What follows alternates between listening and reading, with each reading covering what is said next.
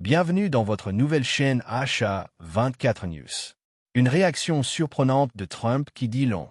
Avant d'aller plus loin, soutenez la chaîne, faites-la grandir, et restez aux premières loges de l'histoire en train de s'écrire. Je vous le dis clairement. Si vous êtes d'accord, aimez. Si ça vous parle, partagez. Si vous avez un avis, commentez. Mais surtout, abonnez-vous. Abonnez-vous massivement. Parce que Achat 24 News, ce n'est pas une chaîne comme les autres. C'est celle qui dit tout haut ce que beaucoup pensent tout bas.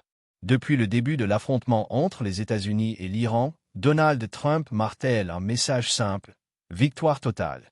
Selon lui, l'Iran est à genoux, plus de marine, plus d'aviation, une armée détruite.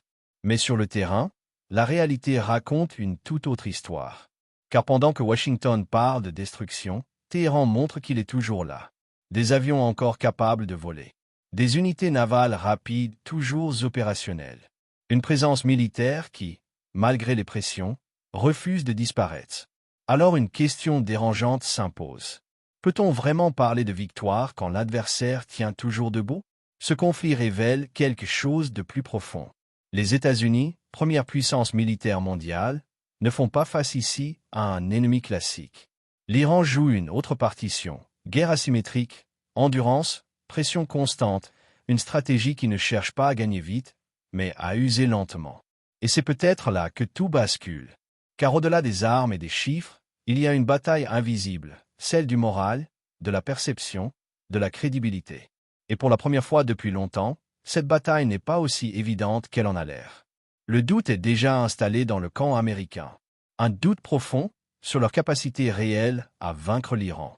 Et dans un conflit, le doute est une faille. Mais ce qui s'est passé aujourd'hui dépasse tout entendement.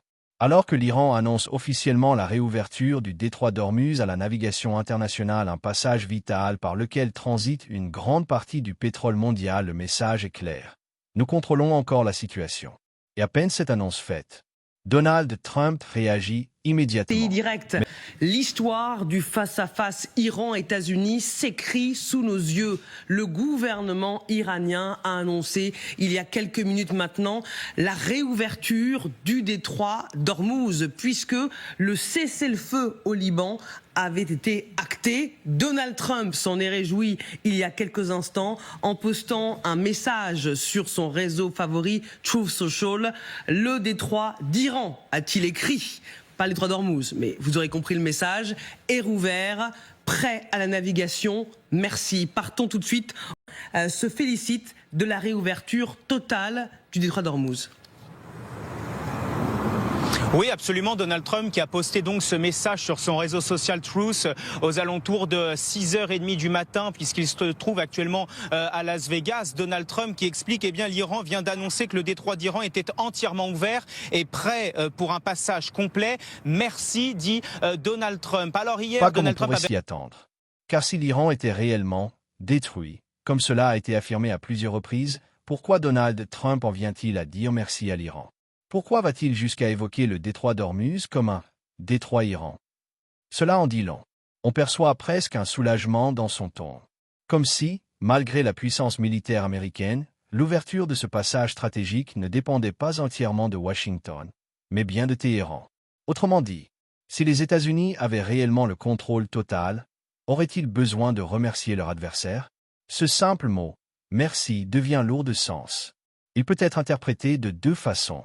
Soit comme une forme de flatterie diplomatique, destinée à apaiser les tensions, soit comme une réaction qui traduit une réalité plus profonde sur le terrain.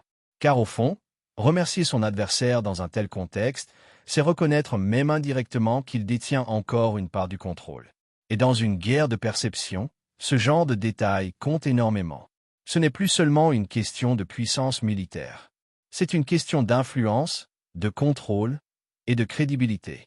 Alors la vraie question reste ouverte. Ce merci est-il une stratégie ou un aveu? La réalité, c'est que l'Iran reste un acteur actif. Il influence encore un des points stratégiques les plus sensibles du monde. Et surtout, il impose son rythme. On assiste ici à un basculement silencieux. Ce n'est plus une guerre de destruction. C'est une guerre de contrôle, de perception et d'endurance. Et dans ce type de conflit, celui qui résiste, qui tient, qui impose le doute, n'est jamais vraiment vaincu. Alors la vraie question devient, qui domine vraiment la situation? Celui qui annonce la victoire ou celui qui oblige encore son adversaire à réagir?